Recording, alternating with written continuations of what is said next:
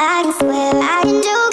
I see what's on my mind. If I drink, if I smoke, I keep up with the guys, and you see me holding up my middle finger to the world. Like your ribbons and your pearls, pearls. Cause I'm not just a pretty girl, I'm more than. Selamat pagi Bu, saya Bidan Yuneti Darmita. Pada pagi ini yang berjaga akan melayani Ibu terkait dengan keluhan yang Ibu alami. Ada keluhan apa ya Ibu? Ini Bu, udah beberapa kali siklus haid saya sudah nggak lancar lagi. Apakah itu ngaruh nggak Bu dengan kesuburan? Oh iya, sudah beberapa kali ya Ibu ya. Boleh saya tanya dulu ya Bu ya, nama Ibu siapa? Yani, umur Ibu berapa? 34. 34. Tinggalnya di mana Ibu? Di Harapan Raya. Berarti keluhan Ibunya sudah tiga kali berturut-turut ya, menstruasinya tidak lancar.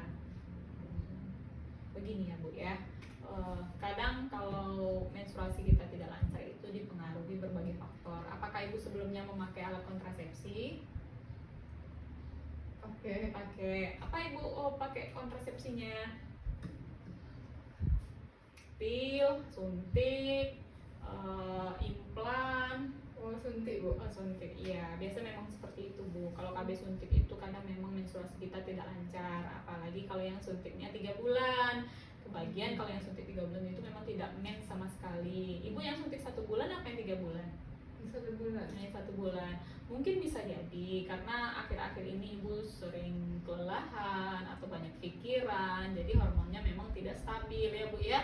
Nah itu sebenarnya kalau untuk 3 kali itu sebenarnya masih aman sih. Yang penting kan dia dapat terus kan Bu tiap bulan kan, cuman nggak lancar ya Bu ya. Nah itu tadi karena pengaruh kontrasepsi juga bisa, dan pengaruh psikologi Ibu juga karena kecapean tadi, karena stres ya Bu ya, karena faktor makanan juga. Kalau kita perempuan ini kan memang banyak kadang ya Bu ya yang dipikirkan keluarga, mikirkan anak, belum lagi biaya sekolah ya kan Bu, berbagai macam banyak faktornya.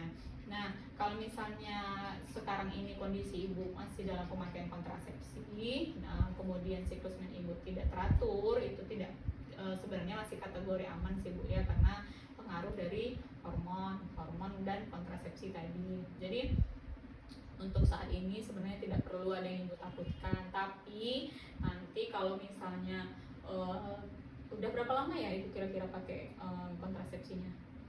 Udah 2 bulan Bu. Udah 2 bulan. Oh ya, mungkin karena masih baru ya Bu ya. Nah, karena baru pemakaian biasa ya Bu ya, nggak usah Ibu terlalu khawatir atau nanti Ibu takut seperti kesuburan apa segala macam enggak. Karena kalau untuk pemakaian baru-baru memang seperti itu, penyesuaian obat kontrasepsinya dengan hormon kita memang seperti itu Bu, ada perubahan memang. Jadi Ibu tidak usah perlu khawatir ya Bu ya.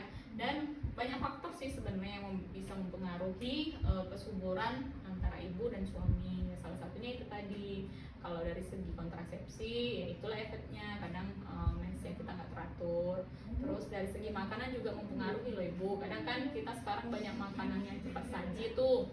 Nah, jadi kalau misalnya makanan cepat saji itu juga bisa mempengaruhi ke kesuburan gitu ya. Kalau bisa sih Ibu kurangi makan yang bakar-bakar, fast food gitu. Kalau bisa lebih ke makanan yang sehat, yang kita masak sendiri, yang kita olah sendiri tanpa penyedap ya Bu ya. Terus kemudian kalau misalnya nanti ini kan usia Ibu udah 34 nih. Kan Ibu udah berapa orang punya anak Bu? 2 orang. Udah dapat laki-laki perempuan Bu? Ya. Sudah. Kalau bisa sih, kalau misalnya nanti Ibu mau nambah lagi ya pasti umur 35 nih masih bisa. Tapi kalau udah di atas 35 itu udah beresiko tinggi untuk Ibu hamil ya Bu ya, karena siklus kita perempuan ini memang ada masa-masanya gitu ya Bu ya. Kalau udah di atas 35 itu lebih rentan kalau nanti Ibu hamil ada kendala atau penyakit penyerta gitu ya Bu ya. Nah nanti karena kan siklus perempuan nih udah hamil melahirkan di usia 40-an ke atas, itu Ibu udah memasuki usia pramenopause ya Bu ya. Jadi nanti Ibu juga akan mengalami lagi siklus yang seperti ini lagi. Kadang sampai sekitaran setahun sebelum menopause itu Ibu emang tidak dapat mens sama sekali. Terus psikologinya juga sering kepanasan, namanya hot flash, terus sering sensitif, bawaannya tuh sering baper gitu ya Bu. Itu karena perempuan tadi ya Bu ya. Jadi itu nanti 10 tahun yang akan datang ibu akan memasuki masa-masa seperti itu ya Bu ya. Jadi siklus hormon ini memang selalu mengikuti hidup wanita ya. Nah kemudian nanti pada masa itu ibu harus bisa mengontrol emosi ya Bu ya.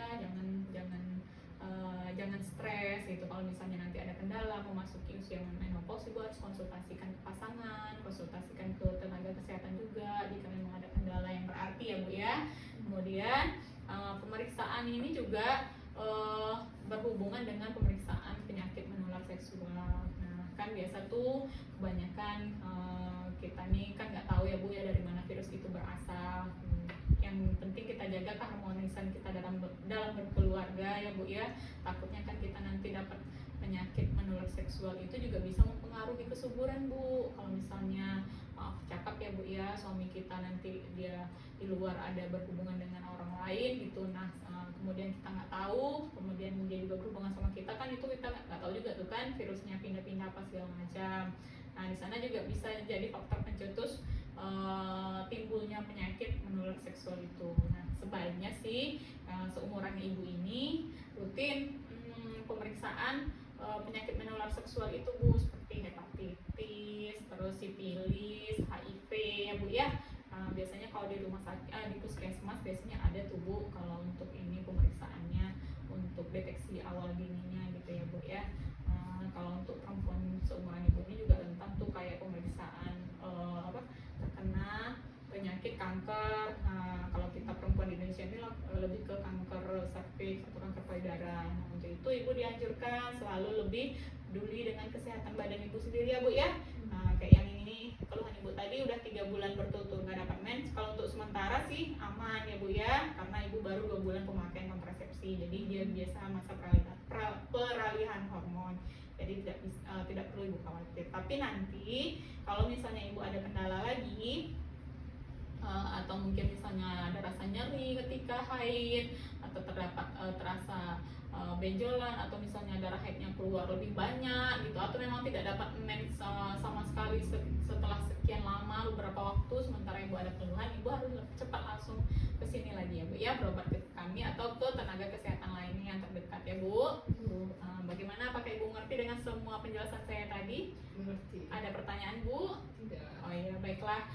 Terima kasih atas apanya ya Bu ya, atensinya ya Bu ya. Mudah-mudahan ibu segera sembuh dan tidak ada perlu yang obat atau apapun yang ibu konsumsi untuk hari ini. Baik Bu. Oke Bu, terima kasih.